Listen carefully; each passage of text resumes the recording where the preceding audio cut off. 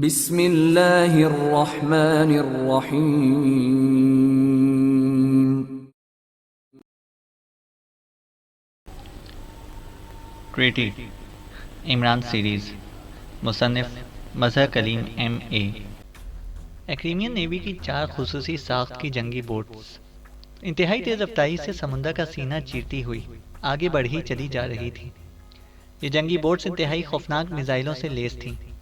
Boats के ऊपर navy का मखसूस जंगी हेलीकॉप्टर परवाज कर रहा था। सबसे आगे चलने वाली बोट के केबिन में नॉरफॉक एक कुर्सी पर बैठा हुआ था। इसके साथ नेवी कमांडर कोल अपनी मखसूस यूनिफॉर्म में बैठा हुआ था। नॉरफॉक ने एडमिरल रोनाल्ड से मुलाकात की थी और फिर ये इंतज़ाम नॉरफॉक की फरमाइश पर किया गया था और नॉरफॉक को इस मिशन का इंचार्ज बनाया गया था और कमांडर कोल को बुलाकर बता दिया गया था कि इस ऑपरेशन के दौरान वो और तमाम एक्रीमियन फौजी नॉरफॉक के तहत काम करेंगे। यही वजह थी कि कमांडर कोल खामोश बैठा हुआ था। कमांडर कोल, आपने पहले भी कभी स्मगलरों के ऐसे ट्रॉलर की चेकिंग की है? नॉरफॉक ने कमांडर कोल से मुखातिब होकर कहा। नो सर, हमारा स्मगलरों से कोई ताल्लुक नहीं होता। हमारा काम तो दुश्मनों से लड़ना होता है, कमांडर कोल ने जवाब देते हुए कहा। मैंने तो सुना है कि आजकल के बहरी स्मगलरों ने अपने ट्रॉलर्स में बाकायदा जंगी हथियार नस्ब किए हुए होते हैं। अगर इस ट्रॉलर में भी ऐसे हथियार हुए तो फिर? नॉरफॉक ने कहा। हमारी बोट में इसका बंदोबस्त मौजूद है जनाब। रेज मशीन नस्ब है जो मुखालिफ बोट्स या जहाज़ों पर ऐसी रेस फायर करती है जिससे मुखालिफ का हर किस्म का बारूदी और शवाई असलहा वक्ती तौर पर कारआमद नहीं रहता, कमांडर कोल ने जवाब दिया। तो नॉरफॉक चौंक पड़ा। क्या इन बोट्स में ऐसा इंतजाम मौजूद है? नॉरफॉक ने इश्तियाक भरे लहजे में कहा। यस सर, कमांडर कोल ने जवाब दिया। तो नॉरफॉक ने इत्मीनान भरे अंदाज में सर हिला दिया। फिर तकरीबन 15 मिनट बाद केबिन में एक फौजी दाखिल हुआ। वो ट्रॉलर मार्क हो गया जनाब। इसका रुख जजीरे हावर्ड की तरफ है और वो इंतहाई तेज़ रफ्तारी से चल रहा है, इस फौजी ने अंदर दाखिल होते हुए कहा। इसका नाम चेक हुआ है? नॉरफॉक ने उठकर खड़े होते हुए कहा। यस सर, इसका नाम जेरी फ्लावर है। सामान लादने वाला ट्रॉलर है, आने वाले ने कहा। इसे घेर कर रुको और सुनो, अगर ये ना रुके तो बेशक इसे मिसाइलों से उड़ा दो, नॉरफॉक ने कहा। यस सर, आने वाले ने कहा और तेज़ी से बाहर निकल गया। नॉरफॉक कमांडर कोल के साथ केबिन से निकला और इस हिस्से की तरफ बढ़ गया जहाँ से कमांडर बैठकर जंगी बोट्स को हिदायत देते थे। ये एक बम प्रूफ शीशे का केबिन था। केबिन में एक माइक भी मौजूद था और कुर्सियाँ और मेज़ें भी। मेज़ पर एक फिक्स बहरी ट्रांसमीटर भी मौजूद था। नॉरफॉक कमांडर कोल के साथ इस केबिन में जाकर बैठ गया और फिर थोड़ी देर बाद उन्होंने दूर से एक बहरी ट्रॉलर नजर आ गया। ये काफ़ी बड़ा ट्रॉलर था और खासी तेज़ रफ्तारी से चल रहा था। जंगी बोट्स ने जिन पर एक्रीमियन नेवी का परचम लहरा रहा था फैलकर इस ट्रॉलर को चारों तरफ से घेरना शुरू कर दिया। कमांडर कोल ने मिसाइल के साइड में लगे हुए स्विच बोर्ड में से एक स्विच का बटन दबाया। मैं एक्रीमियन नेवी कमांडर कोल जेरी फ्लावर ट्रॉलर के कैप्टन से मुखातिब हूँ। अपना ट्रॉलर फौरन रोक लो वरना इसे मिसाइलों से हिट कर दिया जाएगा, कमांडर कोल ने चीख कर कहा और इसके साथ ही इसने स्विच के साथ दूसरा स्विच ऑन कर दिया। कैप्टन डिक बोल रहा हूँ, हमारे ट्रॉलर में सामान है और हमारे पास बाकायदा कागजात मौजूद हैं। इस ट्रांसमीटर नुमा आले से एक आवाज़ उभरी। हमें इत्तला मिली है कि तुम्हारे ट्रॉलर में जंगी नौयत का सामान स्मगल किया जा रहा है। हमने इसे चेक करना है। अगर तुमने मुकम्मल ताउन ना किया तो तुम्हारे ट्रॉलर को मिसाइलों से हिट कर दिया जाएगा। रोक लो ट्रॉलर, कमांडर कोल ने हलक के बल चीखते हुए कहा। हम आपसे मुकम्मल ताउन करेंगे जनाब, आप बेशक चेक कर लें, हम ट्रॉलर रोक रहे हैं, कैप्टन डिक की आवाज़ सुनाई दी और इसके साथ ही उन्होंने ट्रॉलर की रफ्तार को कम होते महसूस कर लिया। जंगी बोट्स अब इसे घेरे में लिए हुए थी और फिर वो चारों तरफ से इसके करीब पहुंच गए। ट्रॉलर अब रुक चुका था। मेरा सामान ले आओ, ये लोग यकीनन मेकअप में होंगे। हमने ट्रॉलर में मौजूद हर आदमी का मेकअप चेक करना है और इसके साथ साथ सामान को भी चेक करना है। हो सकता है कि कंटेनर्स के अंदर उन्होंने मतलूबा आदमियों को खुसूसी हालात में छुपाया हुआ हो, नॉरफॉक ने उठते हुए कहा। यस सर, कमांडर कोल ने कहा और फिर वो दोनों इस केबिन से बाहर आ गए। थोड़ी देर बाद ट्रॉलर और बोट के दरमियान खुसूसी तख्ते लगा दिए गए और नॉरफॉक, कमांडर कोल और 10 मसल्ला और चौकन्ने फौजियों समेत जेरी फ्लावर ट्रॉलर में पहुंच गए। ट्रॉलर पर इनका इस्तकबाल 2 आदमियों ने किया। मेरा नाम डिक है जनाब और मैं इस ट्रॉलर का कैप्टन हूँ और ये मेरा नाइब है बारगो, एक अधेड़ उम्र आदमी ने आगे बढ़कर कहा। तो नॉरफॉक की आंखों में चमक सी उभर आई क्योंकि उसे मालूम था कि बारगो लॉन्ग फील्ड का ख़ास आदमी है। मेरा नाम नारफॉक है और मैं हुकूमत यकीनिया का नुमाइंदा खुसूसी हूँ और ये नेवी कमांडर कोल है। नारफॉक ने मुस्कुराते हुए कहा, आप बेशक हमारे कागजात चेक कर लें, तमाम सामान चेक कर लें, हम गलत नहीं हैं, तमाम काम कानूनी है। कैप्टन डिक ने कहा, हमारे आदमी अपनी मखसूस चेकिंग कर लेंगे, इसके बाद कागजात भी देख लेंगे, नारफॉक ने कहा। और फिर उसने मुसल्लह फौजियों के साथ मिलकर पूरे ट्रॉलर को चेक किया, लेकिन ट्रॉलर पर ना ही इमरान और इसके साथी मौजूद थे और ना ही सरगशा का। नारफॉक ने खुसूसी आलात की मदद से ट्रॉलर में मौजूद तमाम कंटेनर्स को चेक किया, लेकिन इनमें वाकई सामान भरा हुआ था। इनके अंदर इंसान तो एक तरफ, मक्खी तक के दाखिल होने की गुंजाइश ना थी। नारफॉक ने ट्रॉलर के खुफिया हिस्सों को भी चेक कर लिया। गो इसे देख लिया था कि इस ट्रॉलर में खुफिया तौर पर बाकायदा हर किस्म की जंगी हथियार नस्ब हैं, लेकिन इसे इन हथियारों से कोई दिलचस्पी ना थी, इसलिए इसने इन्हें नज़रअंदाज कर दिया। तकरीबन 1.5 घंटे की तलाशी के बाद वो वापस कैप्टन डिक के ऑफिस में पहुंच गया, जहां कमांडर कोल मौजूद था। आपने मेकअप चेकिंग नहीं की जनाब, कमांडर कोल ने नारफॉक से कहा। इसकी ज़रूरत नहीं है, क्योंकि ट्रॉलर में कोई भी इमरान या सरगशाका के कद्दोकामत का आदमी मौजूद ही नहीं है, नारफॉक ने कुर्सी पर बैठते हुए कहा। तो कमांडर कोल ने इस बात में सर हिला दिया। कैप्टन डिक, मुझे मालूम है कि इस ट्रॉलर का ताल्लुक लॉन्ग फील्ड से है, और ये जिसे तुम नाइब कैप्टन बारगो बता रहे हो, ये लॉन्ग फील्ड का ख़ास आदमी है। और मेरे पास हतमी मालूमात भी मौजूद हैं कि लॉन्ग फील्ड ने अपने ख़ास अड्डे से ट्रांसपोर्ट हेलीकॉप्टर पर एक औरत और 5 मर्दों, जिनमें एक अफ्रीकी है, को लाकर वीरान साहिली इलाके कैरिन में पहुंचाया है। वहां से एक तेज़ रफ्तार लॉन्च में 4 यकीनी और एक अफ्रीकी शख्सियत सवार हुई, और इन लोगों को लॉन्च ने तुम्हारे ट्रॉलर पर पहुंचाया, और तुमने इन्हें जजीरा हावर्ड पहुंचाना है। और ये बात हतमी है कि इसलिए ये लोग हर सूरत में इस ट्रॉलर में मौजूद होने चाहिए, लेकिन बज़ाहिर मौजूद नहीं है। इसलिए अब ये बात तुम्हें बतानी होगी कि ये लोग कहाँ हैं। नारफॉक ने इंतहाई दरश्त लहजे में कहा, जनाब, आप पूरे ट्रॉलर की तलाशी ले लें। आप चाहें तो एक बार फिर तलाशी ले लें, 2 बार ले लें, जितनी बार जी चाहे ले लें, लेकिन ये हकीकत है कि ना ही ट्रॉलर पर कोई गैर आदमी सवार है और ना ही किसी लांच ने किसी को इस ट्रॉलर पर पहुंचाया है। अलबत्ता ये बात दुरुस्त है कि हमने हावर्ड जाना है, हमारे पास कागजात मौजूद हैं। आप बेशक इन कागजात को खुद चेक कर लें या चेक करवा लें।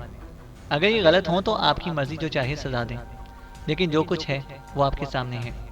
आपको यकीनन किसी ने गलत इत्तला दी है, या फिर ऐसा हो सकता है कि जो सेटअप आप बता रहे हैं वो सेटअप तब्दील कर दिया गया है, या फिर ये सेटअप धोखा देने के लिए बनाया गया हो। कैप्टन डिक ने कहा, अगर हम आपके इस ट्रॉलर को वापस बंदरगाह पर ले जाएं और वहां जाकर इसकी चेकिंग करें तो आप क्या कहेंगे?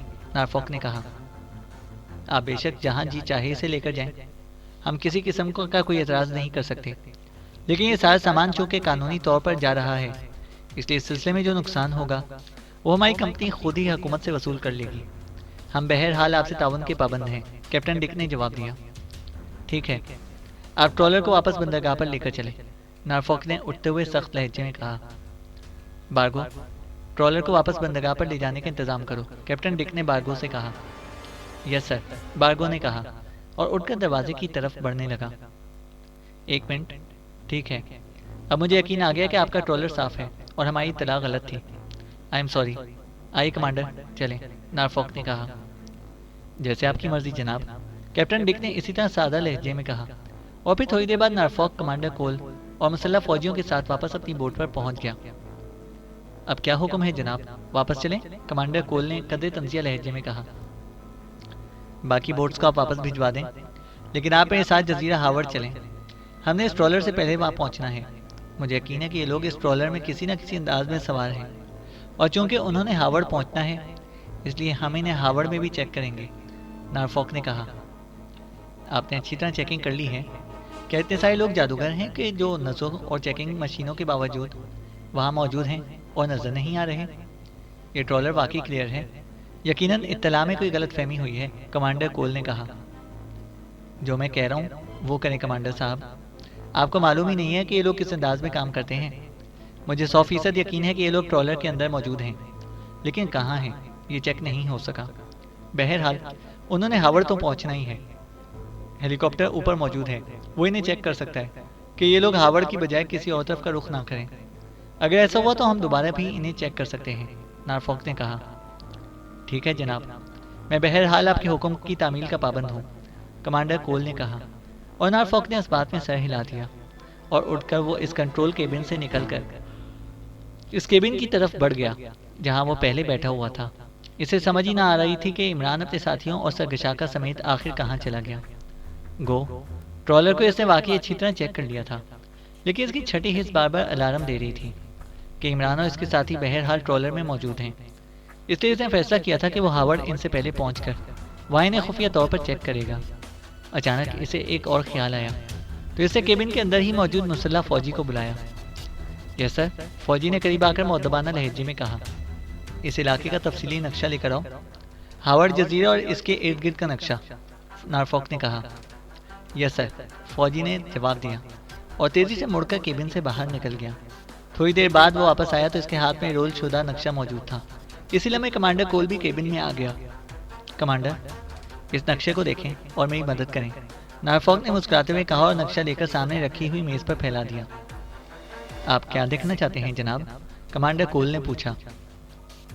मैं ये चेक करना चाहता हूँ कि हावर्ड जजीरा और यहाँ से दरमियान में कोई ऐसा जजीरा तो नहीं आता। ऐसा ना हो कि ये लोग रास्ते में खामोशी से किसी जजीरे पर उतर जाएं और फिर किसी लॉन्च के जरिए वहाँ पहुँच जाएं, जबकि हम इस जेरी फ्लावर को ही चेक करते रह जाएं, नॉरफॉक ने कहा। आपकी बात तो दुरुस्त है। अगर ये लोग वाकई ट्रॉलर में होंगे तो इन्हें बहरहाल चेकिंग की इतला तो मिल गई होगी। आपने इन्हें यह भी बता दिया है कि आपकी इतला के मुताबिक इन लोगों ने हावर्ड जाना है, कमांडर कोल ने कुर्सी पर बैठते हुए कहा और नॉरफॉक ने बेइख्तियार होंठ भींच ली क्योंकि इससे वाकई ये हिमाकत हो गई थी। इसे हावर्ड का नाम ना लेना चाहिए था, लेकिन फिर इसे ख्याल आया कि इमरान जैसे ज़हीन शख्स से ऐसी बातें छुपाना हिमाकत ही हो सकती है।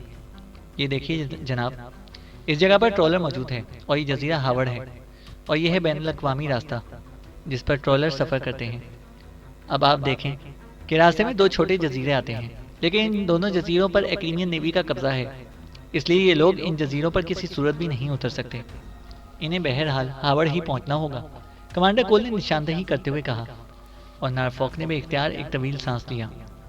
इसका मतलब है कि ये लोग रास्ते में नहीं उतर सकते। गुड शो, नॉरफॉक ने कहा।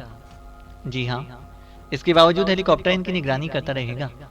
मैंने हिदायत दे दी हैं, कमांडर कोल ने कहा और नॉरफॉक ने इत्मीनान भरे अंदाज में सर हिला दिया। कैप्टन डिक के ऑफिस में इस वक्त इमरान अपने साथियों समेत मौजूद था। सरगशाका अलहदा कमरे में थे। वो डंपिंग बोट से अभी ट्रॉलर पर आए थे और फिर वो सीधे यहाँ ऑफिस में आ गए थे। क्या आपने चेकिंग के दौरान गुफ्तगू टेप कर ली है, कैप्टन डिक? इमरान ने कैप्टन डिक से मुखातिब होकर कहा। यस सर, आपकी तमाम हिदायत पर पूरा अमल किया गया है, कैप्टन डिक ने जवाब दिया। सुनवाओ टेप, इमरान ने कहा तो कैप्टन डिक ने हाथ बढ़ाकर मेज पर रखे हुए एक जदीद साख्त के टेप रिकॉर्डर का बटन ऑन कर दिया। इसके साथ ही नॉरफॉक की आवाज़ टेप रिकॉर्डर से निकलने लगी और इमरान के होठों पर मुस्कुराहट फैल गई। जब तक टेप ख़त्म नहीं हो गया वो खामोश बैठे गुफ्तगू सुनते रहे। प्रिंस, नॉरफॉक ने जो कुछ कहा है इससे साफ जाहिर है कि इसके पास हमारे प्लान की मुकम्मल तफसील मौजूद है। अगर हम ये डंपिंग बोट वाली तरकीब इस्तेमाल ना करते तो हमारा बच निकलना नामुमकिन था और अभी वो बहरहाल जजीरा हावर्ड पर हमें ज़रूर चेक करेगा, सफदर ने कहा। मुझे तो ये ख़तरा लाहक था कि नॉरफॉक के साथ बहरिया के लोग थे और ये लोग तो डंपिंग बोट के मुतालिक बखूबी जानते हैं, इसलिए हमें चेक किया जा सकता था, लेकिन शायद इनका इस तरफ ख्याल ही नहीं गया, कैप्टन शकील ने कहा। इनके तसव्वुर में भी ना होगा। क्या हम लोग भी डंपिंग बोट इस्तेमाल करते हैं? वैसे भी डंपिंग बोट्स सिर्फ फौजी मकासद के लिए इस्तेमाल की जाती हैं और फौजियों के लिए ही बनाई जाती हैं। ये तो लॉन्ग फील्ड का कमाल है कि इसे डंपिंग बोट ना सिर्फ हासिल की हुई है बल्कि इसे इस्तेमाल भी करता है। बहरहाल सफदर की बात दुरुस्त है। नॉरफॉक ने ना सिर्फ हमें जजीरा हावर्ड पर चेक करेगा बल्कि मेरा अंदाज़ा है कि हमारा पूरा प्लान इस तक पहुंच चुका होगा। ये तो ऐसे हिमाकत की है कि हमें रास्ते में चेक कर लिया, वरना वो बड़ी आसानी से हमें जजीरा हावर्ड पे भी चेक कर सकता था, इमरान ने जवाब दिया। हमें बहरहाल अपना प्लान बदलना होगा प्रिंस, इसके सिवा और कोई चारा नहीं है, कैप्टन शकील ने कहा। क्यों ना यहाँ से ही लॉन्च के जरिए बाकी सफ़र पूरा करें, इस तरह ये लोग ट्रॉलर को ही चेक करते रह जाएंगे, सफदर ने कहा। नहीं जनाब, यहाँ से जजीरा हावर्ड तक लॉन्च सफ़र नहीं कर सकती और इसके अलावा नेवी का हेलीकॉप्टर भी मुसलसल हमारी निगरानी कर रहा है और इसका अंदाज बता रहा है कि वो जजीरा हावर्ड तक मुसलसल निगरानी करेगा और लॉन्च बहरहाल इसकी नज़रों से छुप ना सकेगी, कैप्टन डिक ने कहा। फिर तुम कोई ऐसा तरीका तलाश करो कि हम जजीरा हावर्ड पहुंचें और ये लोग हमें वहां तक चेक भी ना कर सकें, इमरान ने कहा। मेरी समझ में तो खुद कोई तरीका नहीं आ रहा जनाब। एक ही सूरत है कि हम आगे जाने के बजाय वापस चले जाएं, लेकिन हमारी वापसी का कोई जवाब नहीं है और रास्ते में कोई ऐसा जजीरा या टापू भी नहीं है जहाँ खामोशी से आपको उतारा जा सके और हम आगे बढ़ जाएं और आपके वहाँ पहुँचने के बाद फिर किसी जरिए से लेकर आया जाए। यहाँ रास्ते में 2 छोटे जजीरे तो आते हैं, लेकिन इन पर एक्रीमियन नेवी के अड्डे हैं, कैप्टन डिक ने जवाब देते हुए कहा। क्या ऐसा नहीं हो सकता कि हम जजीरा हावर्ड से पहले समुद्र में उतर जाएं और फिर समुद्र के नीचे सफ़र करते हुए चक्कर काट कर जजीरे पर पहुंच जाएं और ट्रॉलर सीधा आगे बढ़ता रहे? उन्होंने बहरहाल ट्रॉलर पर ही नज़र रखनी है, इमरान ने कहा। अगर आप ऐसा कर सकते हैं तो ये सबसे अच्छा हल है। गौताखोरी के जदीद तरीन लिबास हमारे पास मौजूद हैं, लेकिन हमें आपको काफ़ी फासले पर उतारना होगा, कैप्टन डिक ने कहा। सरगशाका से पूछना पड़ेगा, असल मसला उनका है, इमरान ने कहा। आप इजाज़त दें तो मैं मालूम कराऊं, सफदर ने कहा। हाँ, तुम उनसे पूछ लो कि वो गौताखोरी के लिबास में कुछ फासला समुद्र की सतह के नीचे सफ़र कर सकते हैं या नहीं, इमरान ने कहा। तो सफदर सर उठाता हुआ तेज कदम उठाता ऑफिस से बाहर चला गया। इमरान ने आंखें बंद करके कुर्सी की पुष्ट पर टेक लगा दिया। थोड़ी देर बाद सफदर वापस आया तो इमरान ने आंखें खोल दी। सरगशाका का कहना है कि वो स्विमिंग पूल में तो तैराकी करते रहे हैं, समुद्र में तैराकी उन्होंने कभी भी नहीं की, सफदर ने मुस्कुराते हुए कहा। तो इमरान भी बेख्तियार हंस पड़ा। सरगशाका की इस बात से मुझे फ़लसफ़ी और मल्लाह की मिसाल याद आ गई। एक फ़लसफ़ी किश्ती में बैठा दरिया पार कर रहा था। फ़लसफ़ी ने मल्लाह से पूछा कि क्या इसने फ़लसफ़ा पढ़ा हुआ है, तो मल्लाह ने इसे बताया कि वो तो पढ़ा हुआ ही नहीं है। इस पर फ़लसफ़ी ने कहा कि इसने आधी ज़िंदगी ज़ाया कर दी। कुछ देर बाद जिंदगी की किश्ती तूफान में फंस गई, तो मल्लाह ने फ़लसफ़ी से पूछा कि क्या वो तैरना जानता है, तो फ़लसफ़ी ने नफ़ी में सर हिला दिया। इस पर मल्लाह ने कहा कि फिर तो इसकी पूरी ज़िंदगी ही ज़ाया हो गई। यही जवाब सरगशाका का है। मुझे तो इनकी भी पूरी ज़िंदगी ज़ाया होती नज़र आ रही है, इमरान ने कहा, और सब बेख्तियार हंस पड़े। सरगशाका को हम लोग सहारा देकर ले जाएंगे, कैप्टन शकील ने कहा।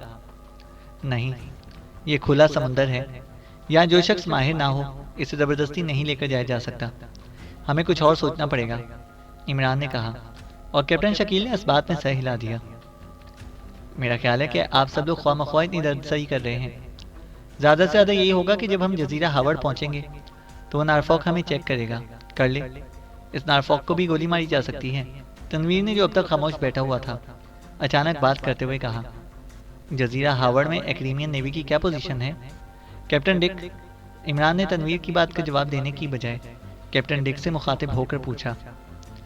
वहाँ इनका बाकायदा अड्डा है, लेकिन पूरा जजीरा इनके कब्जे में नहीं है। खासा बड़ा जजीरा है और वहाँ आज़ाद हुकूमत है, कैप्टन डिक ने जवाब देते हुए कहा। ठीक है, अब इसके सिवा और कोई सूरत नहीं है कि हम जजीरे हावर्ड पहुँचकर वहाँ जो हालात हों इनके मुताबिक इनसे निपटें। कितनी देर में पहुँच जाएंगे हम वहाँ, इमरान ने एक तवील सांस लेते हुए कहा। कैप्टन डिक, आप इस ट्रॉलर को तो मुस्तकिल तौर पर जजीरा हावर्ड ले जाते रहे होंगे, अचानक जूलिया ने कैप्टन डिक से सवाल करते हुए कहा, और वो सब चौंक कर जूलिया की तरफ देखने लगे। यस मिस, हमारा तो ये मुस्तकिल धंधा है। आपकी वजह से पहली बार हम कानूनी तरीके से सफ़र कर रहे हैं और चीफ ने सामान भी कानूनी लोड कराया है और असल कागजात भी बनवा कर दिए हैं, कैप्टन डिक ने जवाब दिया। क्या आपके इस रैफ्ट में इस जेरी फ्लावर के अलावा और कोई ट्रॉलर शामिल नहीं है, जूलिया ने कहा। तो इमरान ने बेख्तियार चौंक कर सीधा हो गया। इसके चेहरे पर यह अखलाक तहसीन के तासुरात नुमायां हो गए और आंखों में चमक सी उभर आई, लेकिन वो खामोश बैठा रहा। यस मिस, और भी कई ट्रॉलर इस रैफ्ट में शामिल हैं, कैप्टन डिक ने जवाब दिया। तो क्या अपने रैफ्ट के किसी और ट्रॉलर से रब्ता नहीं कर सकते कि वो हमें रास्ते से पिक कर ले, जूलिया ने कहा। लेकिन हेलीकॉप्टर से हमारी मुसलसल निगरानी हो रही है, कैप्टन डिक ने कहा। यह तो कोई मसला ही नहीं है, हम समुद्र में उतर जाएंगे, आप आगे बढ़ जाएं, फिर दूसरा ट्रॉलर हमें पिक कर ले। निगरानी करने वाले आपके ट्रॉलर की निगरानी करते रहेंगे, दूसरों की तो नहीं करेंगे, जाहिर है इस रास्ते पर तो आमदोरफ्त जारी ही रहती होगी, जूलिया ने कहा। हाँ, ऐसा हो सकता है, कैप्टन डिक ने कहा। वेल डन, तुम्हारे जहन का जवाब नहीं, बड़ा आसान, बड़ा सादा और बड़ा ही बेहतरीन हल सोचा है तुमने, इमरान ने नाम दिए बगैर जूलिया से मुखातिब होकर तहसीन भरे लहजे में कहा। तो जूलिया का चेहरा बेख्तियार खिल उठा। ये अचानक ही मेरे जहन में तजवीज़ आई थी, जूलिया ने मुस्कुराते हुए कहा। काश वो तजवीज़ भी अचानक तुम्हारे जहन में आ जाए, जिसका इंतज़ार न जाने मुझे कब से है, इमरान ने कहा। खामोश रहो, फजूलियात का वक्त नहीं है, जूलिया ने आंखें निकालते हुए कहा, और इमरान बेख्तियार हंस पड़ा। कैप्टन डिक ने मेज़ की दराज खोली और एक छोटा सा जदीद साख्ता ट्रांसमीटर निकाला और इस पर फ्रिक्वेंसी एडजस्ट करना शुरू कर दी।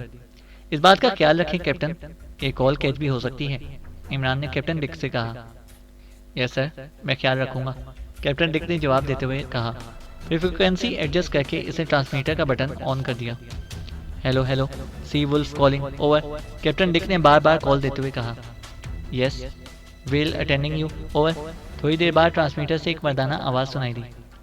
कास्टर में टाइगर तो मौजूद होगा, ओवर, कैप्टन ने कहा। हाँ, क्यों, ओवर, दूसरी तरफ से हैरत भरे लहजे में कहा गया।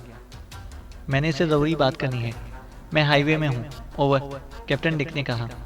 ओके, बात हो जाएगी, ओवर, दूसरी तरफ से कहा गया और कैप्टन डिक ने ओवर एंड ऑल कहकर ट्रांसमीटर ऑफ कर दिया और फिर मेज़ की दराज खोलकर इसे ट्रांसमीटर दराज में रखा और एक कॉर्डलेस फ़ोन पीस निकालकर मेज़ पर रख लिया। इसमें लाउडर मौजूद है तो इसका बटन ऑन कर दें, इमरान ने कहा तो कैप्टन डिक ने लाउडर का बटन प्रेस कर दिया। चलना वो बाद फ़ोन की घंटी बज उठी और कैप्टन डिक ने फ़ोन पीस उठाकर इसका बटन ऑन किया और फिर इसे कान से लगा लिया। हेलो, टाइगर बोल रहा हूँ, एक मर्दाना आवाज़ सुनाई दी।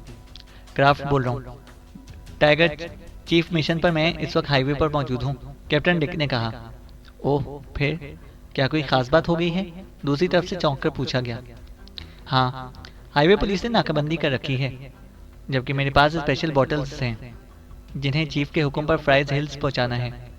तुम ऐसा करो कि अपनी स्पेशल कार लेकर हाईवे के क्रॉस चौक पर पहुंच जाओ और ये बॉटल्स मुझसे वसूल करके फ्राइज हिल पहुंचा दो, कैप्टन डिक ने कहा। नाकाबंदी कहाँ और किस अंदाज की है, दूसरी तरफ से पूछा गया। नाकाबंदी तो फ्राइज हिल पर मौजूद है, लेकिन अंडरग्राउंड लाइटिंग मुसलसल मौजूद है, कैप्टन डिक ने कहा। ओह, फिर तो मुझे सपोर्ट कार लेकर आनी पड़ेगी, दूसरी तरफ से कहा गया तो कैप्टन डिक बेख्तियार चौंक पड़ा। स्पोर्ट्स कार, वो तुम्हारे पास मौजूद है, कैप्टन डिक ने हैरत भरे लहजे में कहा। मौजूद तो नहीं है, लेकिन हासिल की जा सकती है, दूसरी तरफ से कहा गया। लेकिन स्पोर्ट्स कार तो खुद नाकाबंदी करने वालों की मलकियत होगी, कैप्टन डिक ने कहा। ओह, तो स्पेशल फोर्स ने नाकाबंदी कर रखी है, दूसरी तरफ से कहा गया। हाँ, कैप्टन डिक ने जवाब दिया। क्या ये बॉटल चीफ से मुतालिक हैं, दूसरी तरफ से कहा गया। हाँ, कहा तो है कि स्पेशल बॉटल्स हैं, चीफ खुद इन्हें छोड़कर गया है, कैप्टन डिक ने कहा। तो फिर इसके सिवा और कोई चारा नहीं है कि स्पोर्ट्स कार ही इस्तेमाल की जाए, दूसरी तरफ से कहा गया। मेरी बात कराओ उससे, अचानक खामोश बैठे बार्गो ने कहा।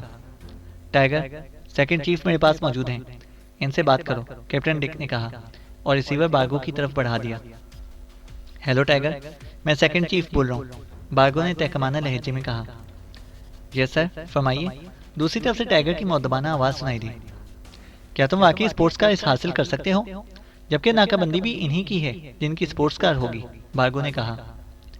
जब तक इन्हें मालूम ना हो, इस वक्त तक तो हासिल की जा सकती है, लेकिन इसे सिर्फ नाकाबंदी तोड़ने के लिए इस्तेमाल किया जा सकता है, इसमें तवील सफ़र नहीं किया जा सकता, टाइगर ने जवाब दिया।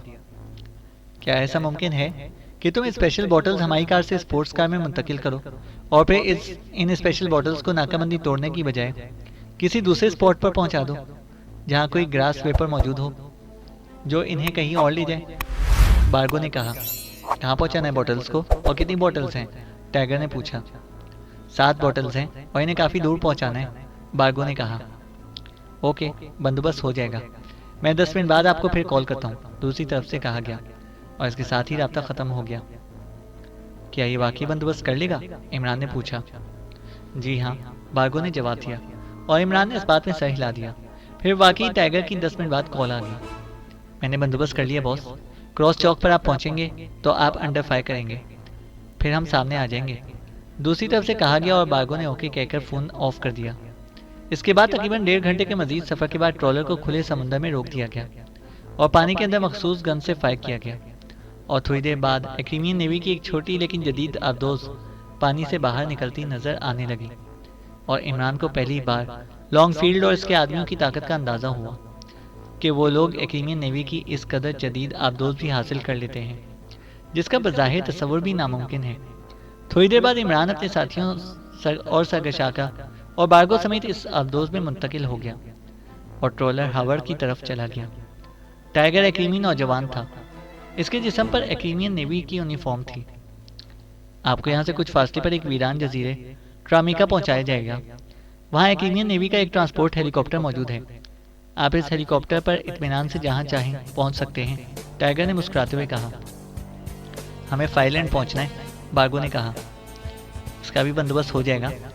यहाँ आप सबकी साइज़ की यूनिफॉर्म्स मौजूद हैं और मेकअप का सामान भी। आप सब एक्रीमियन नेवी की यूनिफॉर्म पहन लें और इन अफ्रीकी साहब का मेकअप करके इन्हें भी एक्रीमियन बना दें। फिर इत्मीनान से इस हेलीकॉप्टर के जरिए चले जाएं। रास्ते में चेकिंग से निपटने के लिए तमाम इंतजाम कर लिए गए हैं। आपको कोई ना रोकेगा, टाइगर ने मुस्कुराते हुए कहा। तो इमरान ने इसका शुक्रिया अदा किया। वो वाकई इंतजाम से पूरी तरह मुतमईन हो गया था और इसे अब यकीन था कि वो बगैर किसी रुकावट के सरगशाका को कामरून ले जाने में कामयाब हो जाएगा और नारफॉक और एक्रीमियन हुकूमत इनका कुछ भी बिगाड़ ना सकेगी। वैसे भी अब इंतखाबात के ऐलान में बहुत कम वक्त रह गया था, इसलिए अब सिर्फ मसला सरगशाका के जिंदा सलामत कामरून पहुंचने का था और ये मसला बहरहाल अब इत्मीनान बख्श अंदाज में हल होता नजर आ रहा था। इसलिए अब इमरान के चेहरे पर गहरे इत्मीनान के तासुरात उभर आए थे। चैनल को सब्सक्राइब करें और बेल आइकन को प्रेस करें ताकि हमारी हर अपडेट आपको बर वक्त मिल सके।